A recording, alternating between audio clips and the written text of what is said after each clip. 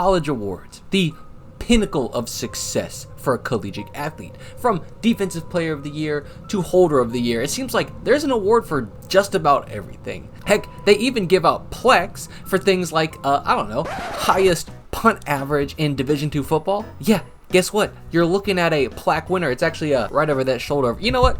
Let's do this part 2. I bet you didn't know they made these bad boys right here. Look at that. Plaque owner. But if we look solely at awards given to the best player for their specific position at any given year, there's going to be one award that I'm going to make the case you actually don't want to win. An award where winners have almost never been able to be even decent at the NFL level, and where legitimately most players who win this particular award never take an NFL snap. This award is the Ray Guy Award, given to the best punter at the collegiate level, and it's by far the most cursed award an athlete could win. And the darndest thing about it, you'd think it would be the exact opposite. I mean, it's not like the NFL field gets bigger, it's not like the ball gets harder to kick, and trust me on this one, as a punter who's hit nary every college ball that a punter could hit, and then also hit NFL balls, the NFL ball is much easier. So it's insane how the best college punter has translated or not translated. I promise you, it is much worse than you think. But before we actually look at this award, let me give you a better understanding by letting us all look at a control group, a different group of athletes, so that way we can kind of compare and contrast the success rates that they have coming to the NFL. We'll go with probably the antithesis to this award, an award where you're actually fighting an opposing player and are judged on your skills when matched up against opponents. So as you get to the NFL, your opponents get better, you're more likely to slide towards mediocrity because perhaps the talent you played against in college wasn't as good. And while many positions somewhat fill this void, I think we're going to go with, in my opinion, one of the hardest ones, which is defensive end, or the Ted Hendricks Award. Defensive end is an insanely hard transition to make because the offensive line talent in the NFL is actually unreal. I know it's a hot take, but think about it. Every advanced blitz scheme, every knife, twist, corkscrew technique, stacking linebackers, blitzing the safety, is all to fool the 5 biggest, strongest, scariest motherfuckers on any team. So naturally, being elite at college as the defensive end is much easier when you may only have to play against 1, maybe 2 of these elite individuals every year than when you make it to the big leagues and now you face down what is essentially a curated squad of 6'5", 330 plus pound Navy SEALs. So let's see how they did. Well, our most recent 2 are all but household names at this point, with Lions' Aiden Hutchinson and Chase Young winning the award in 2021 and 2020. Then we have Clelin Ferrell, who had 3 relatively productive years for the Raiders before finding his way to the Niners, where he's still finding that same moderate success. Then you have 2-time Pro Bowler Bradley Chubb, 2-time Pro Bowler Jonathan Allen, a journeyman but productive Carl Nassib, journeyman Nate Orchard, who was in the league for 7 years, and all the list continues with the biggest flop being David Pollock, who won the award twice but could never get past injuries in the NFL to contribute more than 2 years. But on the flip side, you have guys like Jerry Hughes, Jadeveon Clowney, Terrell Suggs, and Elvis Dumerville, who all contributed more than a decade to the NFL. And even many who I didn't name won multiple Pro Bowls, stayed with the team who drafted them for 5+ years, and if none of that, at least stayed in the NFL for around 8 years. And if you're thinking, well, yeah, if you're the best at college football, we'd expect you to, aside from getting injured, keep that level of success up. Well, that is exactly why I'm showing you the Ray Guy Award. So let's take a quick look through the history of the award. For those who don't know who Ray Guy is, he is often believed as the best punter of all time. Coming out of the University of Southern Mississippi, he was, and still is, the only punter to ever be selected in the first round of the NFL draft. This status had already made him a bit of a legend, but he doubled down on his own status with a phenomenal NFL career with everything from amazing catches in clutch moments, beautiful pin punts, and even tackles when needed to be. And while his legacy as the greatest punter of all time has been put into question because so many of these younger guys have been balling out, he will forever be memorialized by his Keystone Award given to the best college punter of the year. This award was first given out in 2000. Meaning that we've had 24 total winners, but only 21 unique winners because a couple people have won it back to back. But as we look back at these winners, we see a very, very unpleasant picture. Let's start from the beginning. The first ever Ray Guy Award winner was Kevin Stemke out of Wisconsin. In the harsh climate of Wisconsin, playing in other turbulent climates around the Big Ten, Stemke was able to put together a 44.8-yard average his senior year. This was good enough that the committee noted, voted, and chose him to be the Ray Guy Award winner. And luckily for him, he was peaked at the right time. His best season came as a senior, so surely the best punter in college football would go to an NFL team in desperate need of one in the late rounds of the draft, and he did not.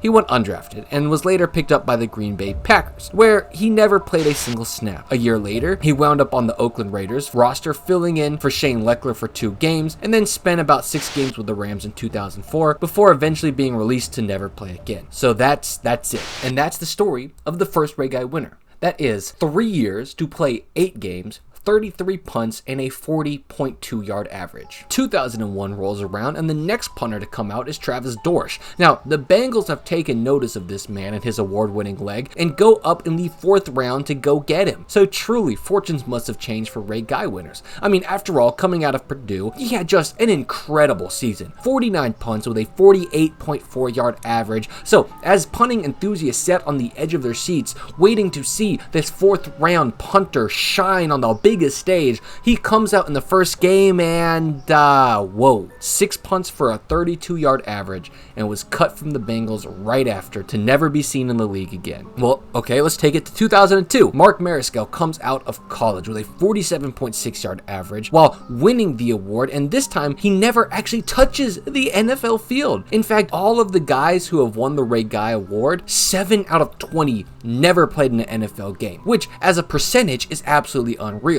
Now, some of these numbers are bolstered up by the mid-2010s Australian craze, where punters like Tom Hackett had a style that simply wasn't suited for the NFL. Because Hackett and other similar Australians' style was to drive the ball low and away from returners, where college rules allowed coverage players to leave the line of scrimmage as soon as the ball was snapped. That allowed for this style of punt to thrive because they could get downfield. It really never got wings in the NFL though, since no one but the gunners are allowed to head downfield before the punt, as well as the increased athleticism from returners meant that they have a better chance of getting under that ball. So him, Tom Hornsey, Max Duffy, and Adam Korsak haven't gotten NFL looks, all pretty much for that reason. But that still leaves 3 NFL punters who are pocket style punters and never touched the field. And for those who did touch the field, many never played a full season, as I talked about before. But what about those rare few that were able to make it through a full season? How did those turn out? Well, the first one was Ryan Placamere, the winner in 2005, and he was picked up by the Seahawks and only lasted 2 seasons with them, and in that time he, for lack of a better way of putting it, wasn't great. Going from a historically good college career to being cut in 2.5 years isn't great, and the numbers reflect it.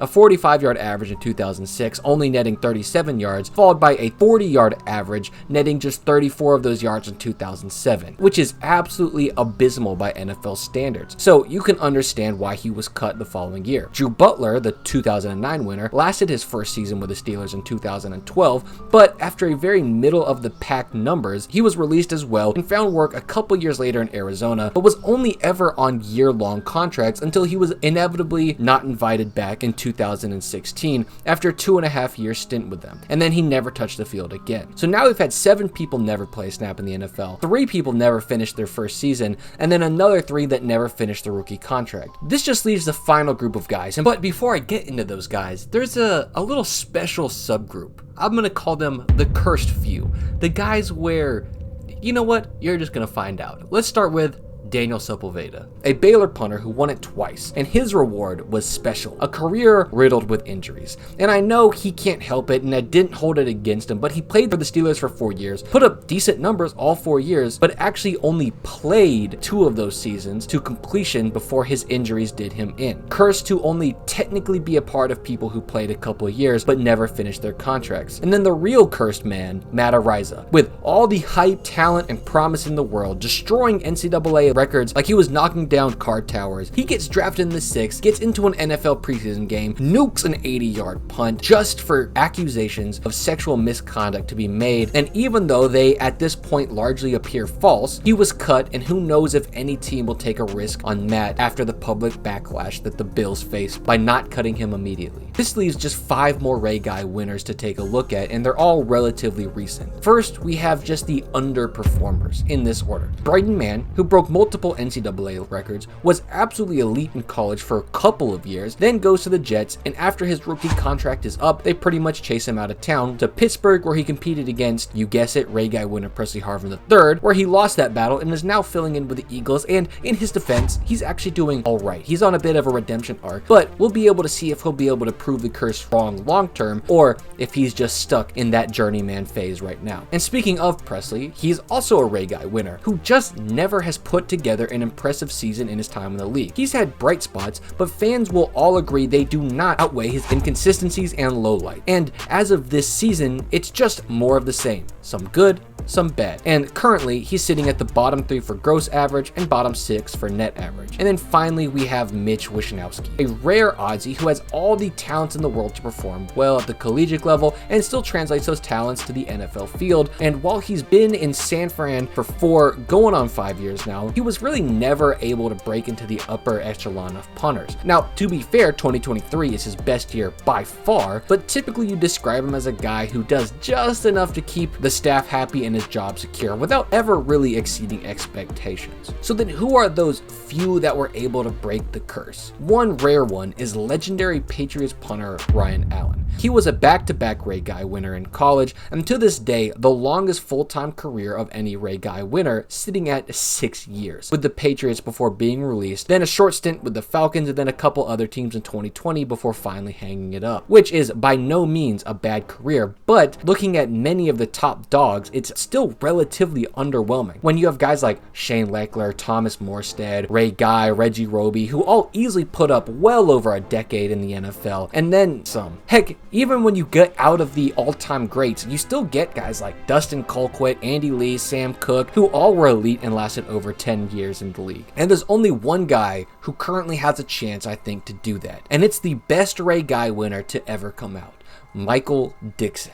Dickson is the one exception to the whole Ray Guy curse, the one who's put up an actual all-pro season and has had Pro Bowl appearances to his resume, when literally nobody else does. Which leads us to the most recent winner, Tory Taylor. And while Taylor will at some point get his own video, he has all the makings to be successful in the league. He's big, tall, strapping Australian who hits the spiral well, just like Mitch and Dickson. But will that be enough to get over the Ray Guy curse? Only time will tell. That's right though. 20 winners and 1 all-pro punter in all of that. And I just could not fathom how bad it is. And realistically, there's just not a good reason why college effectiveness as a punter should have such a negative correlation with NFL effectivity. So whether it's just the pressure from winning the award, or the fact that half of these punters somehow went through Green Bay before getting cut, or perhaps even the arrogance they get after winning an award like this, no award should be such a good predictor of who may or may not be cut out for the NFL like this one. So if you're a young punter watching this, maybe tell your coaches that this is one award you don't want to win.